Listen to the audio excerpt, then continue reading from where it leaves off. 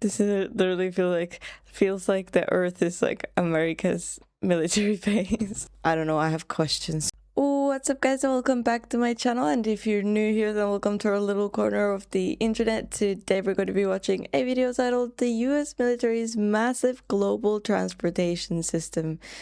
It's been a while since I've watched a military video, so without further ado, let's see what this video is about. The United States Department of Defense is the world's largest employer. Full stop.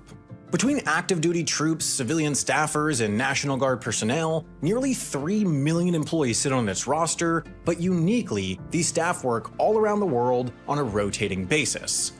The global nature of the world's best-funded military necessitates a transportation network rivaling legitimate well-known airlines and ocean shipping companies, yet exclusively used and experienced by those 3 million or so individuals employed by the US DoD. The core of the passenger system is based here, BWI Airport between Baltimore, Maryland, and the nation's capital, Washington, D.C. This is the busiest hub for the military's so-called Patriot Express airline. Nearly nightly, a flight leaves to either Thule Air Base Greenland, Ramstein Air Base Germany, Incirlik Air Base Turkey, Kuwait International Airport, or Al Udeid Air Base Qatar. Passengers, typically DoD personnel, or if relocating to a base that allows families, their spouses and children, check in at desks just as they do flying United, Delta, or American, but with an extra early cutoff of 2 hours and 20 minutes before departure. They then head through regular security and go to a regular gate in Terminal E. Next, they board through a regular jet bridge onto an aircraft operated by a member of a unique collection of airlines. The scale of air passenger demand by the DoD is significant enough that whole charter airlines have arisen that are significantly, if not entirely financially reliant on operating Patriot Express flights on behalf of the government. Alice Air, National Airlines, and Omni Air International among them. With the goal of minimizing travel costs for the DoD, but also enabling staff outside of combat zones to travel home more frequently on a discretionary basis, the Patriot Express program lowers the relative distance between American military bases and the mainland United States and vice versa, even to the extent of allowing— Wait, let's see if I understood this right. So when they get deployed to these different military bases, they sometimes can take their family with them? How long are they usually there for?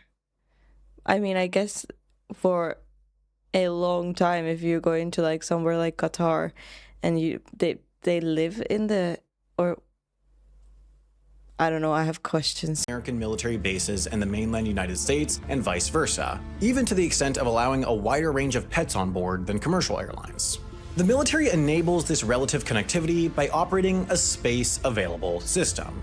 People who need to travel to get to or from their deployments get guaranteed seats booked in advance. But for staff who just want to travel for non-job reasons, they can have any seat left on a flight for free just by adding their name to a list via a website or app, then showing up to the airport on the day of its departure hoping for the best. A priority system is used to rank house hunting trips, for example, as more important than the travel of retired but still Space A eligible veterans, and any available seats are allocated based on this order.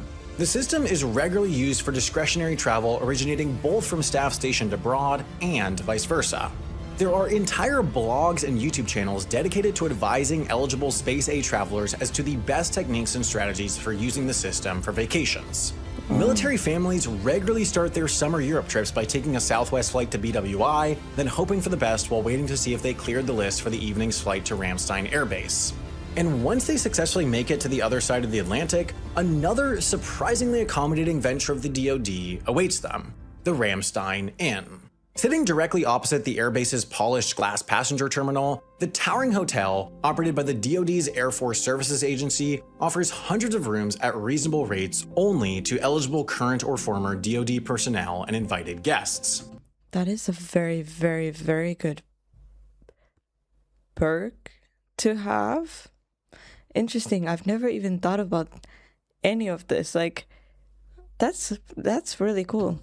It's part of a large global collection of hospitality sites offered by the United States Department of Defense. Each branch of the military operates a network of similar hotels on their bases, and some purely recreational sites even exist to offer personnel at home, but especially abroad, low-cost and American-styled rest and relaxation opportunities. Nestled in the outskirts of Naples, Italy, for example, a mere 30-minute drive from the 8,000 personnel strong Naval Support Activity Complex, sits a recreation wonderland nestled in the hollow of a dormant volcano. Wow. That looks like something that I've seen in a dream. That looks literally like something I've seen in a dream. That is so cool. I love that. Recreation wonderland nestled in the hollow of a dormant volcano. Upon driving through the narrow gates, the view opens up to an approximate recreation of a well-appointed American park, featuring an Olympic-sized swimming pool, a spattering of picnic pavilions, camping sites, and rental cabins, a collection of softball, baseball, football, soccer, basketball, volleyball, tennis, and paintball fields and courts, and a wooded 9-hole golf course with a pro shop and clubhouse. Wow. A picturesque slice of Italy available exclusively to military-aligned Americans. But the Patriot Express is just one aspect of the massive, global U.S. defense transportation system. The DoD ties its assets and systems together with the United States Transport Command, headquartered at Scott Air Force Base in Illinois. Under its banner and co-located on the same base is Air Mobility Command, a major command of the U.S. Air Force. Now, Air Mobility Command does hold a massive fleet of hundreds of C-5, C-17, and C-130s, and while these aircraft and their crew regularly train, provide humanitarian assistance, and move some cargo through the US's global network of bases during peacetime, they primarily exist for the eventuality of battlefield use. They're not there to move regular pallets from Dover to Ramstein, they're there to move critical life or death supplies into a war zone. For the more day-to-day job of supplying the DoD's global footprint, the military mostly relies on commercial cargo airlines, some of which, such as Atlas Air, are the exact same as those operating Patriot Express flights. But to earn the right to this business, US-flagged airlines sign up to participate in the Civil Reserve Air Fleet. Right. I don't know why, but I didn't think about like the bases in other countries to be something like extremely big. I don't know, but I feel like this it seems like way more complex and bigger than what I ever thought. But that happens with most things. Like when you learn about something, you're like, oh, it's way more complicated than what I thought. But I think it's so cool that they have these recreational areas where they can kind of feel, you know, at home and I don't know. It's amusing. Dozens of the country's largest airlines have committed 40% of their fleets to the program, meaning should the need arise, these aircraft and 4 crews each would be fully dedicated to military service. While the bulk of the 450 aircraft would only ever be called up in a rare full-scale mobilization of the US military, smaller capacity crunches have arisen throughout the years that have necessitated the use of the air fleet. The fleet was first activated to transport massive numbers of troops to and from theater during the opening of the Gulf and Iraq wars, and then was used for a third time to accommodate the massive numbers of refugees airlifted out of Kabul during the final days of America's withdrawal from Afghanistan. The very aircraft that carried the general public each and every day to, from, and within the US were sent as far as Al Udeid Air Base in Qatar to transport evacuees to intermediary stops at American bases in Europe, and eventually the US, where other short-haul Civil Reserve Air Fleet aircraft shuttled them to their final destinations within the country. In exchange for prioritizing their fleet for whatever the DoD deems necessary, these same airlines get priority in receiving a portion of the hundreds of millions of dollars in annual DoD passenger and cargo transportation contracts. But air cargo needs in peacetime are relatively minimal because little is regularly time-sensitive enough to justify its additional cost over more traditional means of freight transport. The key with this system, and nearly all aspects of the defense transportation system, is that it's designed around the recognition that, at any moment, the world could change in a way that necessitates, or at least leads to, a massive mobilization of the US military, and therefore a massive mobilization of its people and supplies. When that does occur, the DoD largely leans on the full capacity of its Patriot Express operators, the Civil Reserve Air Fleet, and its own aircraft to get fighters to the front lines. But getting soldiers to far-flung conflict areas is only half the battle. They need supplies, and moving everything from trucks and ammunition to bedrolls and toilet paper across the world by air is... I mean, if you have military bases pretty much all around the world, because America has pretty much everything kind of covered, wouldn't you be able to get the supplies from like closer by than having to fly them from America? Anything but efficient. So rather than shipping an armored Humvee from South Bend, Indiana to Kabul, Afghanistan, or a tank part from Lima, Ohio to Camp Carroll, South Korea. Okay, well, tank parts and, the stuff like that makes more sense. Members of the armed forces simply pull them from a regional stockpile that has been carefully built up and positioned years in advance. One of the earliest advantages a country can gain in a conflict is control of the skies, as this can help protect and optimize operations on the ground. Therefore, setting up a functional in-theater airbase is high in the order of operations, which is why the Basic Expeditionary Airfield Resources Program exists. An airbase involves a lot more than a runway, but thanks to the BEAR program, the US Air Force can quickly build one out of just a runway. Once that's acquired, either peacefully or through force, the military can start flying in BEAR resources from their storage locations around the world on standard C-17 cargo planes. These resources are all pre-packaged and ready for transport so they can go out at a moment's notice and are specifically designed for rapid aircraft transport. Each package of resources is roughly designed to accommodate 250 people, so that if the base is going to accommodate around 1,000 personnel, for example, they just have to multiply the basic configuration by 4. Resources are organized into unit type codes, or UTCs, that group individual supplies based on their intended use. For example, a BEAR deployment's foundational configuration includes the XFA-14 Combat Air Force's initial UTC, which is composed of 8 small shelters, 8 medium shelters, 8 25 kilowatt power distribution panels, 16 fire extinguishers, 2 sets of miscellaneous spare parts, 1 generator, and 1 set of generator wheels. Other foundation. That's really cool. I mean, it's not cool because obviously it would be better if these had to be used, but like it's so cool to see how everything's so planned out and kind of intricate. I don't know how to speak English today, guys. I don't know. Additional UTCs would also get sent out first, like XFA-17, Water Distribution Initial, XFA-3C, Mobility Air Forces Initial, and XFA-LS, Self-Help Laundry, which includes 2 small shelters, 10 washers, 10 dryers, 4 water heaters, 4 fire extinguishers, and all the necessary plumbing and electrical supplies. But others are designed to augment the base kit and only go out when needed, like XFA-CW, which acts as a cold weather kit, including 12 130K heaters, 12 exhaust pipes, and 24 air ducts. Each individual BEAR resource is designed to be assembled quickly.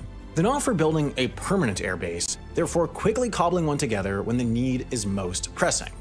For example, the small shelter system is rated for 90-minute assembly by a team of 6. The massive, cavernous, large area maintenance shelter can go up with 10 people in 30 hours, while the single pallet expeditionary kitchen can start cooking for hundreds after just 90 minutes of assembly by 4 people.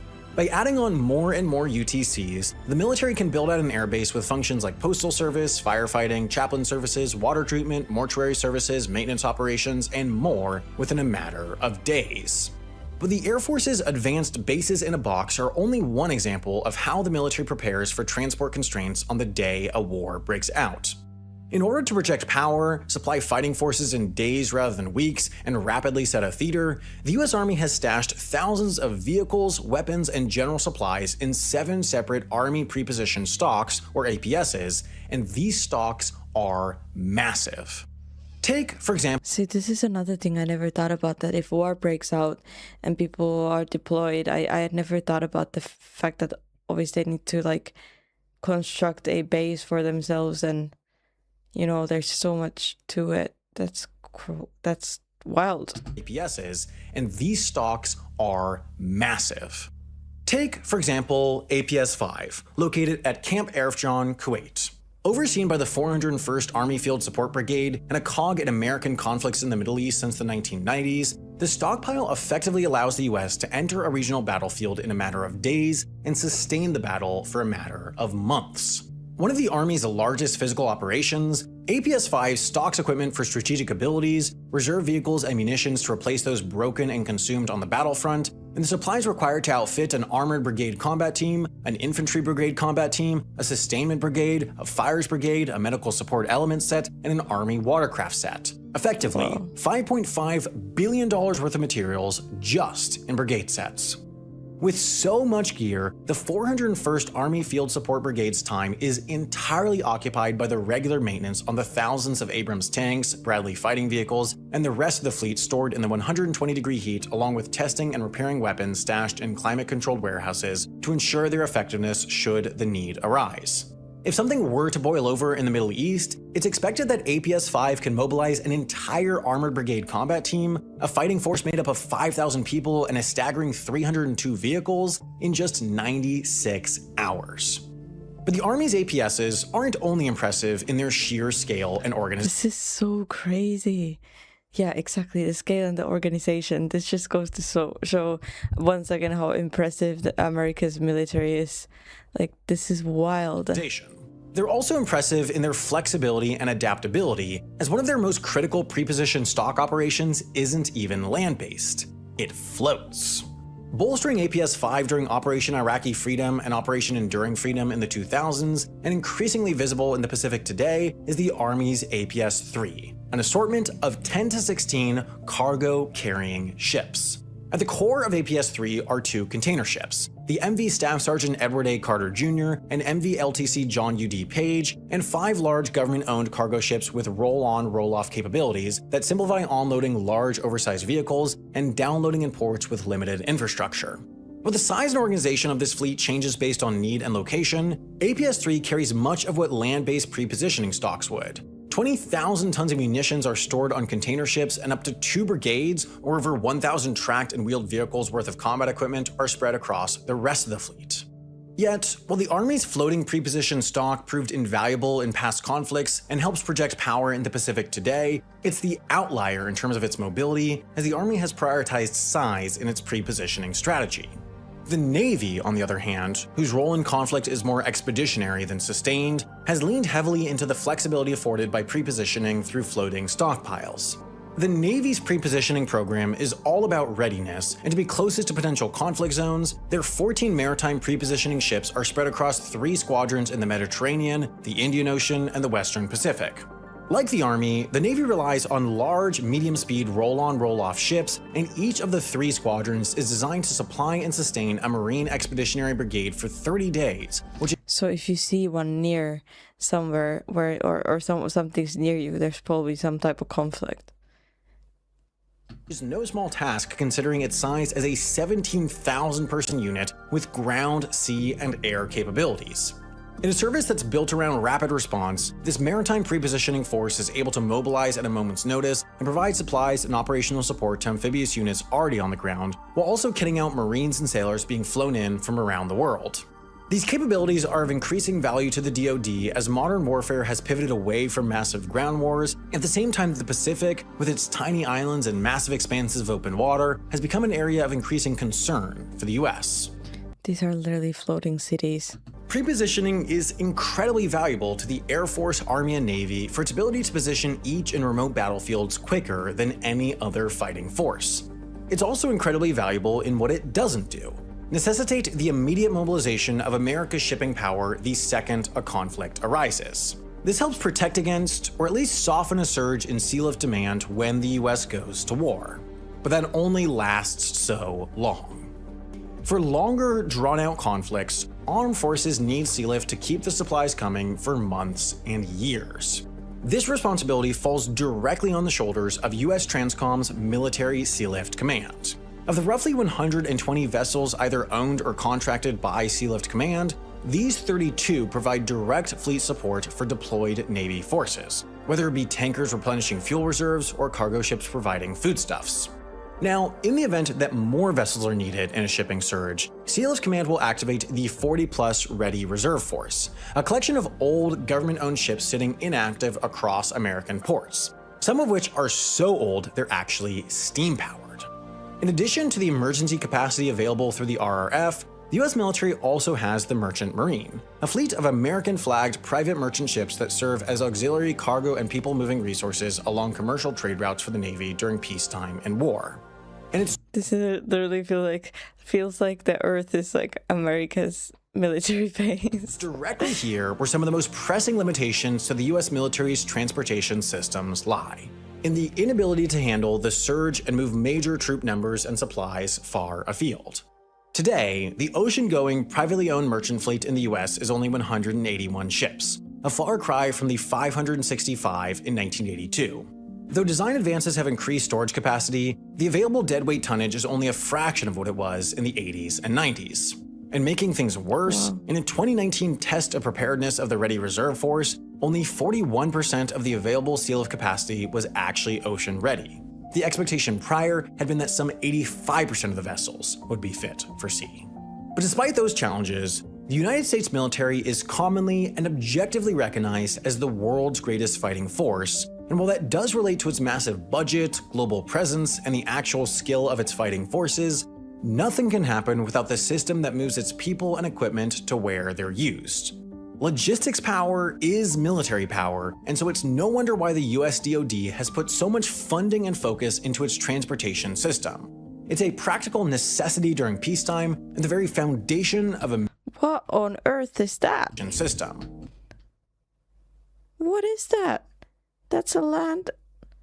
That looks like... Why is it going in the water? What is that? It's a practical necessity during peacetime and the very foundation of American military power abroad. Another logistics marvel is the system behind grocery stores, but it's rather antiquated. Distributors ship goods to a grocery store, then you search through to hopefully find roughly the right amount of what you need. HelloFresh innovates upon that model. Okay. I love how this goes to a grocery store or HelloFresh. But yeah, I mean, I've been amazed by the US military over and over again every single time I watch a video on it, but this really, really put it into perspective, and it was really interesting to hear about like what goes on kind of behind the scenes and everything that goes into like the planning and everything. That's just crazy. I don't know, it's wild, but literally this made it feel like the earth is America's military base. I mean, it's everywhere, and seemingly, obviously extremely effective. So it was really cool to watch, and thank you guys for joining me for this video. I really hope you enjoyed it. Yeah, please leave a like, subscribe if you haven't yet, and I'll see you guys in the next video. Bye.